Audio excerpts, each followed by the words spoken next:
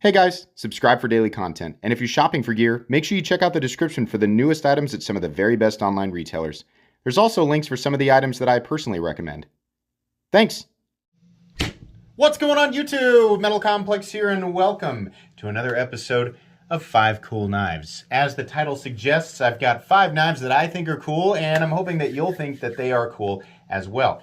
Everything on this list is either available currently or it is going to be available. You'll see what I'm talking about here in just a little bit. I will make sure that everything is linked right down below so you guys can check it out. Fair warning, on today's episode, everything is definitely on the more expensive side. I've done episodes in the past where it's kind of a mix of inexpensive and expensive, but definitely everything today is on the more expensive side. So there you go, you've been warned. Thanks so much to my generous patrons who are supporting me, and please make sure to follow me on Instagram at metal_complex. These knives are in no particular category. They're just knives that I think are cool and want to share with you guys. We'll be moving from least expensive to most expensive today. So let's go ahead and start off with the first one here. And wow, this is really cool. This is the PMP and Maxace Harmony. It is a collaborative effort between Maxace and PMP. This is one of the nicest modern slip joints that I have ever handled. Whether or not you are somebody who is familiar with knives like this, you have probably heard the phrase walk and talk, and let me tell you, it is excellent on this guy. The half stop or mid stop is very solid. The opening sort of snap is also very solid, and into the closed position, it is also just wonderful. The other thing that I like about this is it doesn't have the typical sort of narrow frame and blade. It's got a wider or taller frame, and even though it's not, a huge knife, it's definitely one you can get a full purchase on. It also has beautiful diagonal lines or texturing in the titanium. The scales are also contoured. The blade is fully flat ground, and it is M390. This is an excellent slicer, and it is sharp. Oh my gosh, it is so sharp. The overall fit and finish on this thing is just wonderful. You can see the contact point from the blade back here to the backstop or the spring or whatever you want to call that, right? These have Chicago screws and they have T8 hardware. That it also has a wire clip, and then it's got a T8 pivot. If you want to take this thing apart, it is beautifully simple to take apart. If you're somebody who lives in an area where a locking knife is a problem, this might be the answer to that. Or if you're somebody who just really likes this style of knife, also might be the answer. Eventually, you're going to see a full comprehensive review on this, and that is not what this video is today. We're just going through really quickly, but I will do a full comprehensive video on this if you are interested. These guys come in at $190, and they are definitely deserving of that price. If you ask me, everything that you would expect from a premium knife is present in this one. Unless you're looking for a locking blade, in which case that is not present, but very cool. Moving on here to one that I think will make people very happy. This is one of the newest offerings from Kunwoo Knives, and that's going to be the Kunwoo Zen. Now, this is the larger one. They do make a Zen compact if you're not really as big into the larger knives. Kunwoo does a great job of offering things like, in this case, we have this kind of orange peel texturing on the titanium. Definitely not something that you see too often at this price point. We also have a Damascus pivot collar, which is really cool. That combined with the fact that the scales are full titanium and we have a milled clip is just great. We have an LMAX blade. LMAX is a steel that I really like, and honestly, I prefer over what we usually see, which is M390. I like M390, I like steels that are a little bit easier to sharpen and kind of resist chipping a little bit better and are still stainless and still hold a good edge. LMAX is absolutely one of those steels. We have a little hole here that you can use to reverse flick it. You can also use the flipper tab to light switch it open, or you can use the front flipper. The action is spectacular, and these guys come in at $209. Anybody who is familiar with this territory of the knife world is going to know that that is an extremely competitive price. Again, these come in the large or compact size, and in my opinion are very, very worth it. You will also see a full review of this knife soon on my channel. Moving on here, a knife that is definitely a little bit more expensive, and it's from Wee. I hope I'm pronouncing this correctly. It's Reaver. This is, at least the one that came to me, had a certificate of authenticity, meaning I think these are limited run knives. Now, this might look, you might say, this looks like another Wee knife.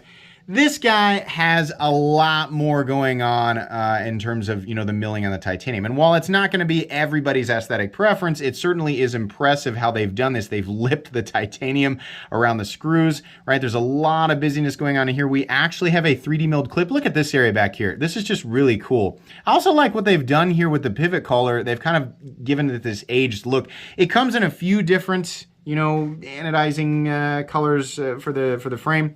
And then we have S35VN for the blade steel, which I'm also honestly kind of happy about. We see, you know, it's like I was saying earlier, we see a lot of M390. For this geometry, I think S35VN makes more sense. The blade is a little bit more robust. There's definitely a little bit more of a, more of a toughness geometry versus a slicey geometry going on. But really what I appreciate about this thing is that it seems like we made more of an effort with this knife versus some other things that have been coming out here lately. It's also a lot bigger than I would have guessed. This guy actually comes in, let me get my tape measure.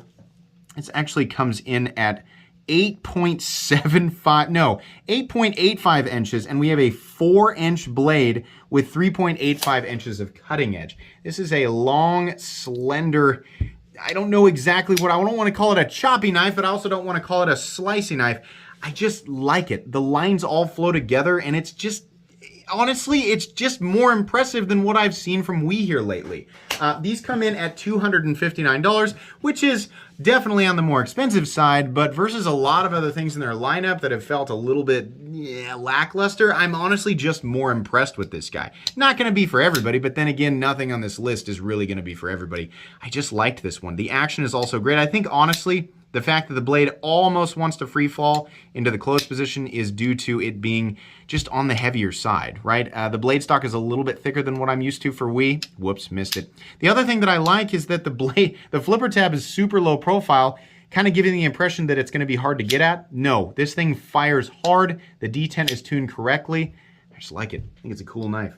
Moving on here to a wild one. Again, definitely a more expensive knife. This is a wild one. The quality on this thing is off the charts, and you can get it right now as far as I know. I hope I'm pronouncing this correctly. This is the Arkona Buran or Buran. Wow. We have what initially looks like an inset liner lock, but what it actually is the GTC interframe lock. You can see here what's happening. More details on that when I actually do the review. The action on this guy is insane. It is absolutely drop shut. You can front flip it. You can also use that little fuller to reverse flick it. This is beautifully well done for a production knife. Now, some of these lines are going to appear super robotic to some people, and I can understand some people are turned off by that. This entire knife does have one consistent theme, and that's what I like. Whether you like the aesthetics or not, the thing that I appreciate is that it has the same look all the way through. It gets less busy once we get to the blade, but I still like how that fuller kind of looks like it goes with everything else. It says Arkona in the actual fuller area. Then on the other side, this is M390, number 131 of 200. These are definitely limited, so if you're watching this at the time that this video came out, you can still get one. If not, I don't know what to tell you. The construction on this thing is also beautifully simple. I have taken this apart and put it back together. Oh my gosh, it is so easy to take apart. The cutting edge is very thin, very slicey. We have a beautiful taper out to the tip. This kind of makes me think like I mean, obviously the aesthetics are different, but the feel of this, the overall execution honestly feels similar to what I have experienced in Shirogorov knives, which those of you who are familiar with Shirogorov knives know that they are stupid, crazy expensive. This guy, not nearly so. These come in at $320, and honestly, there's not a lot in that territory that's competing with this level of execution, in my opinion. I've experienced a lot of stuff that I think is good, but this is just wildly well executed. And honestly, the first time that I saw this, I was thinking, you know, if it kind of looks and feels halfway decent when I get it in hand, then maybe, you know, but $320, it better be something special. It is special. I also really like how they do the pivot here, this sort of shield crest, and then it has the beetle on there. That's just really cool. This thing is awesome. And I know, you know, not everybody's beating down doors to spend $320 on a pocket knife, but if you are, This guy's great. And the ergonomics, oh my gosh. It looks like it would actually be really uncomfortable to hang on to, but it isn't. Every line on the corner is nicely knocked down, so there's really no sharp edge to bother your hand. I really like this one. This inter frame lock is really interesting as well. I am definitely a huge fan of that one. And then finally, the most expensive knife on the list, and as of the time of this initial upload, this is not available yet. But as of right now, the pre-order is planned to release on October 27th. So here, somewhat soon. This is the newest knife in the Null Knives lineup, and that's going to be the Voodoo. Man. This is the most expensive one of the bunch, but this guy, if you guys remember me reviewing the Raiden a while back, I think that was it in 2021? I can't remember. That was so well done, and this is, you know, honestly, we are looking at the exact same type of thing. What I really appreciate about this one is what he did with the blade here. This was actually, Nick Shabazz had this before me. It's like a hollow ground swedge up here, and then it comes down to like this, it's like a modified cliff kind of, I don't know, right? I mean, that's what's interesting about it. We have this high polished tumbled finish. We have some two-tone, kind of like a heavy bead blast on the inside there. And then we have these little thumb tetrahedron things that work perfectly. That's the thing about this knife, is that the actual deployment of it is beautiful. And it is so smooth. If you want to use the studs, great. If you don't want to use the studs and you want to reverse flick it with that fuller, that's just fine as well. I've tried to front flip it. I can't do it. Maybe you can. The other thing that I really like about this knife, real quick, I want to point out, he textures the pivot hardware, which is really, I don't know why I like this so much, but it's really cool. You do get a 3D milled titanium clip. We have a titanium bolster lock, which is really nice. The ergonomic lines here and how comfortable and natural this feels to choke up on, this is beautiful. Placing your middle finger here and choking up using your index finger right here and then placing your thumb right behind the notch, you can feel that with me. This is wonderful. This was absolutely made to be an extension of the human hand. Now, these, to my knowledge, I don't know if this is actually correct. I believe these are being manufactured by Riot, but I could be wrong about that. It feels like Riot. It feels like the same. And if you don't know, Riot is one of the most precision premium OEMs on the planet. Their execution is very, very good. There is no part of this knife that is improperly executed. There's nothing that feels sloppy. And let me tell you, this guy is stupid thin behind the edge. This is a cutter. It will absolutely slice. It will work. It will operate as intended. This is very cool. I'm gonna guess the pre-order for this thing, when it launches, it will go pretty quickly.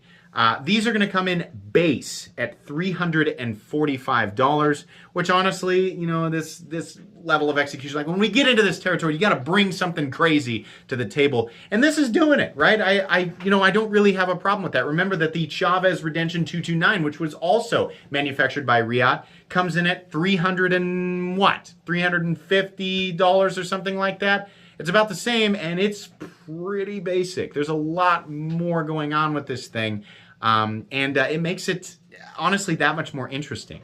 I really like this. If you're interested in it, I will link his page right down below. That's Null Knives, and then you can check out the pre-order when that becomes available. So again, we have the Null Knives Voodoo.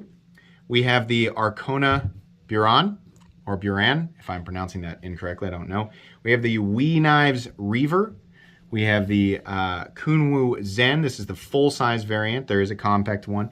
And then we have the PMP and Maxace Harmony. All expensive knives, all definitely cool knives. Once again, I will link these right down below so you guys can check them out if you want to.